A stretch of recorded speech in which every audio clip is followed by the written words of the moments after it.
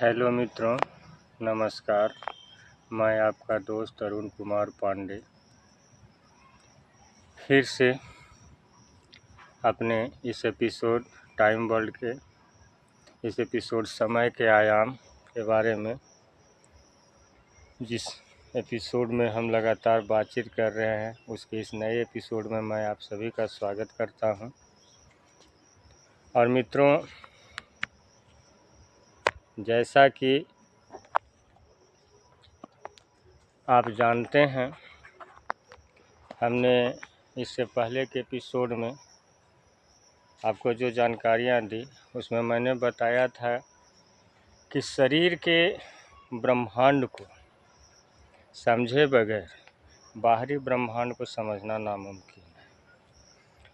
अगर हम इस ब्रह्मांड को नहीं समझ पाएंगे तो बाहरी ब्रह्मांड को नहीं समझ पाएंगे। तो चलिए आज हम शरीर निर्माण की प्रक्रिया के बारे में कुछ संक्षिप्त जानकारी पहले आपको देते हैं, जिससे आपको आगे के बातों को समझने में सहूलियत रहेगी।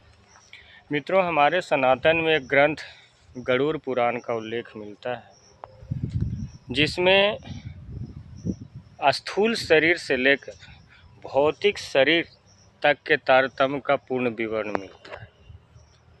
मैं यहाँ पर शरीर बनने की कुछ प्रक्रिया जो मैंने गरुड़ पुराण से ही उद्धृत की है बता रहा हूँ, और जिन्हें भी इनका व्यापक जानकारी चाहिए, पूर्ण विवरण और जानकारी चाहिए, वो कभी भी समय आने पर गरुड़ पुराण का पाठ या सुनने से ये जानकारियाँ हो जाएंगी। यह हमारे सनातन संस्कृति में एक मान्यता है कि गरुड़ पुराण हमेशा नहीं पढ़ा जाता, वो मृत्यु के बाद ही इसका पाठ किया जाता है। ऐसी मान्यता हमारे सनातन संस्कृति में है। खैर, जो भी हो, जब जैसा समयानुसार अगर आपको गरुड़ पुराण को समझने और सुनने का अवसर मिले तो समझ या सुन लीजिएगा। खैर, मैं यहाँ पर कुछ खास पहलुओं को उससे यहाँ पर इंगित कर रहा हूँ, जिससे आपको हमारे शरीर के विज्ञान के बारे में समझने में सहूलियत मिले। मित्रों, हमारे शरीर रूपी ब्रह्मांड का निर्माण कैसे होता है, आइए हम सबसे पहले इस पे बात करें। मित्रों, मैंने आपको पहले के एपिसोड में भी बताया है, क्षितिजल पावक गगन समीरा पंच तत्व मिल बना शरीर, यानी 5 तत्वों से इस शरीर का निर्माण होता है। अब हम आपको यहाँ पर संक्षिप्त में ये बताने का प्रयास कर रहे हैं कि ये पंच तत्व कैसे आपस में मिलकर एक नए शरीर का निर्माण करते हैं। अब इसको हम आपको समझा रहे हैं। जब स्त्री और पुरुष नई सृष्टि की कल्पना करते हैं, यानी संतान उत्पन्न करने की योजना बनाते हैं, तो आप ये जान रहे हैं कि हमारे शरीर में 5 तत्व मौजूद हैं। तो जिस वक्त स्त्री और पुरुष का आपसी सम्मिलन होता है, उसी वक्त रज और वीर दोनों मिलकर एक अंडज और पिंडज का निर्माण करते हैं। और ये अंडज और पिंडज धरती, आकाश, वायु, अग्नि, इन चारों तत्वों के समायोजन से बनता है। और जब ये अंडज और पिंडज यानी रज और वीर दोनों आपस में समागम करते हैं, तो वहाँ पर एक छोटा सा तरल रूप में एक भौतिक पदार्थ का निर्माण होता है। भौतिक पदार्थ के निर्माण होने के बाद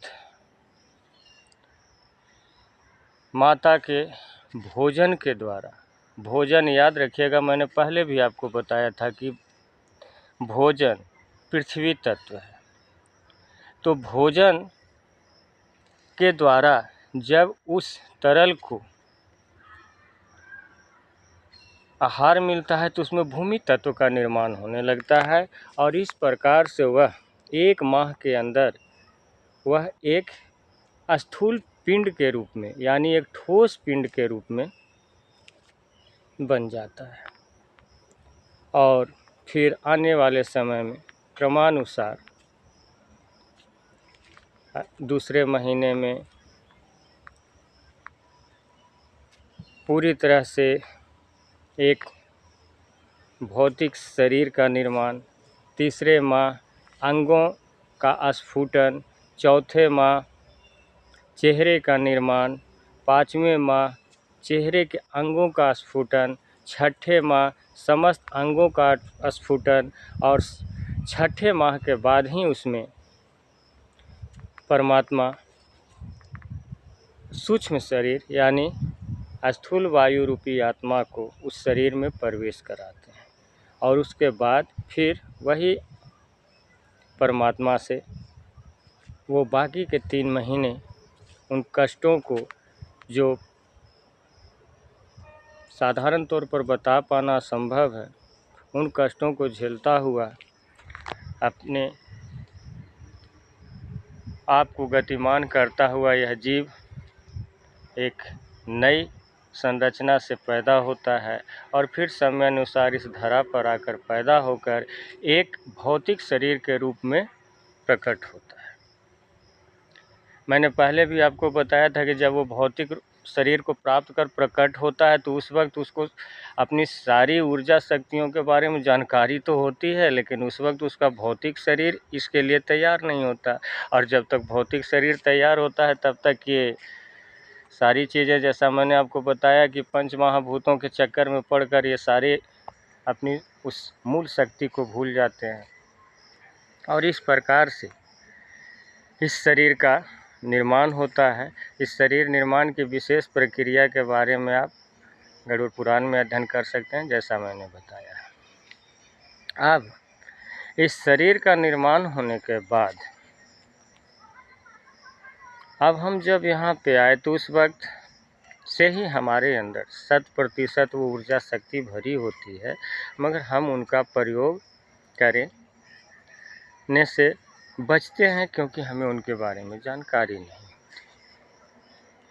तो मित्रों, इस प्रकार से हमारे इस भौतिक शरीर का निर्माण होता है, जिसमें हम जो महसूस करते हैं, जैसा कि मैंने शुरू में आपको समय के आयाम के बारे में बताया, चौथा आयाम में हम लोग हैं, तो ये महसूस करने की प्रक्रिया वहीं से शुरू हो जाती है। और यह जीवात्मा जो भौतिक शरीर को प्राप्त कर चुका है, अब अपने आप को ही मैं हूँ ये समझने लगता है, और मैं हूँ का असली अर्थ अहम ब्रह्मास्मि हमारे वेद शास्त्रों में लिखल गया। हाँ, मैं ब्रह्मा हूँ, पर इसके मूल भावार्थ को समझना होगा। मैं ब्रह्मा हूँ, जैसा कि मैंने पहले बताया था कि ये परमात्मा हर किसी के अंदर बसे हुए, अगर इसको दक्षिण मार्गी बनकर समझना होगा। इसको समझने के लिए आप हमारे पीछे के वीडियोज़ देख सकते हैं, जिससे आपको इसकी बातें भली भांति से समझ में आ जाएगी। यहाँ तक की बातें हमने आपको एक शरीर निर्माण से संबंधित बताई। अब हम आपको आगे लेकर चलते हैं इस शरीर के आगे जाने की प्रक्रिया को। विज्ञान, मैंने जो भी बातें आपको बताई हैं जो गरुड़ पुराण से संबंधित, ऐसा नहीं कि वो कोई अफवाह है। विज्ञान में भी वो जो बातें मैंने बताई, जो बातें गरुड़ पुराण में प्रमाणित की गई हैं, उस बात को विज्ञान ने भी प्रमाणित किया है। सारी बातों को नहीं, मैं शरीर विज्ञान की बात कर रहा हूँ। शरीर के निर्माण की जिस थ्योरी को गरुड़ पुराण में बताया गया है, उस थ्योरी को आज का विज्ञान भी मानता है। खैर, ये बात थी शरीर निर्माण की प्रक्रिया को। अब शरीर के अंदर जब हम इस समय पूर्ण भौतिक शरीर में हैं, जैसा कि मैंने आपको पहले कहा कि शरीर के अंदर की गुप्त शक्तियों को जानने और जगाने की बात, तो आज मैं शरीर में बहुत सारे ऐसे गुप्त शक्तियाँ और केंद्र हैं, और मैंने जगाने की जो बातें की मैं उनको प्रैक्टिकल रूप से आपको आगे बताऊंगा। वो साधनाएं कैसे होती हैं, क्या होती हैं, मैं इनके बारे में भी बताऊंगा। लेकिन सबसे पहले मैं आपको आज के एक रहस्यमय जानकारी बता रहा हूं अपने शरीर के बारे में। याद रखिए दोस्तों, हमारे शरीर में जिस प्रकार से एक कंप्यूटर में या एक मोबाइल में या किसी भी एक अन्य चीज़ में एक माइक्रोचिप, जो कि देखने में बहुत छोटा होता है, लेकिन उसके अंदर अनलिमिटेड डेटा। कोई उस चिप को देखकर ये नहीं कह सकता कि इसके अंदर इतनी सारी बातें, इतने सारे वीडियोज या इतने सारे क्लिप्स भरे जा सकते हैं, क्योंकि उस क्लिप्स के अंदर अनलिमिटेड डेटाएं होती हैं। देखने में वो चिप छोटा सा होता है। ठीक इसी प्रकार हमारे शरीर में भी परमात्मा ने एक चिप लगाया हुआ है। अगर हम उस चिप के बारे में जान जाएं, अगर उस चिप को खोलना जान जाएं, तो आप विश्वास नहीं करेंगे। आप ऐसे ऐसे अद्भुत और आश्चर्यजनक शक्तियों के बारे में जान जाएंगे और प्रयोग करने में सक्षम हो जाएंगे कि आपको विश्वास नहीं होगा। जी हाँ मित्रों, मैं संक्षेप में आगे इसके बारे में अभी संक्षेप में इनका नाम बता रहा हूँ, जिसका विवरण मैं आगे दूंगा। सबसे पहले आप इस चिप्स के बारे में जान लीजिए। तो ये चिप क्या है? यह चिप हमारे शरीर में, जहाँ पे हम लोग सीखा रखते हैं और अध्यात्म के आधार पर, जहाँ पे हमारे शरीर का 10वां द्वार होता है।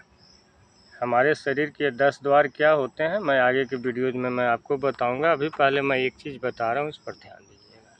शरीर का जो 10वां द्वार होता है, उसके पास एक छोटे से चावल के दाने के बराबर एक माइक्रोचिप फिट किया गया है।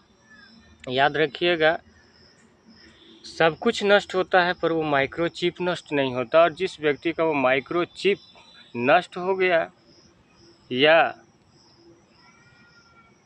किसी समय के लिए उस पर स्क्रैच आ जाए या वो काम करना बंद कर दे, तो नष्ट होने के बाद इंसान मौत की स्थिति में आ जाता है।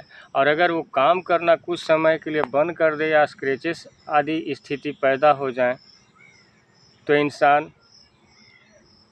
हादसे का शिकार हो सकता है, पागल हो सकता है, या वो चिप कुछ समय के लिए अगर निष्क्रिय पड़ जाए तो वो व्यक्ति कोमा में भी चला जा सकता है। क्योंकि उस स्थिति में उस कंट्रोल उस पर ना रहने की स्थिति में वह जिस प्रकार से एक मोबाइल हैंग कर जाता है, उसी प्रकार से उसका मस्तिष्क वहाँ पर वो हैंग कर देता है। मित्रों, इस चिप रूपी यंत्र, जिसे हम चिप कह रहे हैं, जो हमारे शरीर में निहित है, इसको अंग्रेजी में पीनियल ग्लैंड और हिंदी में पीयूष ग्रंथि के नाम से जाना जाता है। जी हाँ मित्रों, इसका सीधा संबंध हमारे इन दोनों भौहों के बीच जो ये जहाँ पर हमारा ये तिलक होता है, यहाँ से रहता है, जिसको हम इस क्षेत्र को तीसरा नेत्र भी कह सकते हैं। जी हाँ मित्रों, तीसरा नेत्र वही होता है। और मैं आगे आपको प्रैक्टिकल के तौर पर बताऊंगा कि बिना स्पर्श किए डायरेक्ट यहाँ से किसी भी व्यक्ति को सिर्फ प्रेस द्वारा, यानी दूर से भी प्रेस द्वारा, वायु प्रेसिंग द्वारा भी प्रभावित किया जा सकता है। और इसके बारे में, इससे जुड़ी और भी बहुत सारी बातें आगे होंगी। इस चिप के अंदर बहुत सारी शक्तियाँ छुपी हैं, जिनको सिर्फ जान लेना भी आश्चर्यजनक होगा, जिसमें आपको मैस्मेरिज्म, हिप्नोटिज्म, सम्मोहन, tele power, response power, telekinesis, ये सारी जितनी भी शक्तियाँ होती हैं, ये सारी शक्तियाँ इस चिप के अंदर निहित होती हैं। तो मित्रों, हम आगे यह चिप कैसे जागता है और कैसे काम करता है, इस विषय पर अगले एपिसोड में चर्चा करते हैं। तब तक के लिए धन्यवाद, नमस्कार।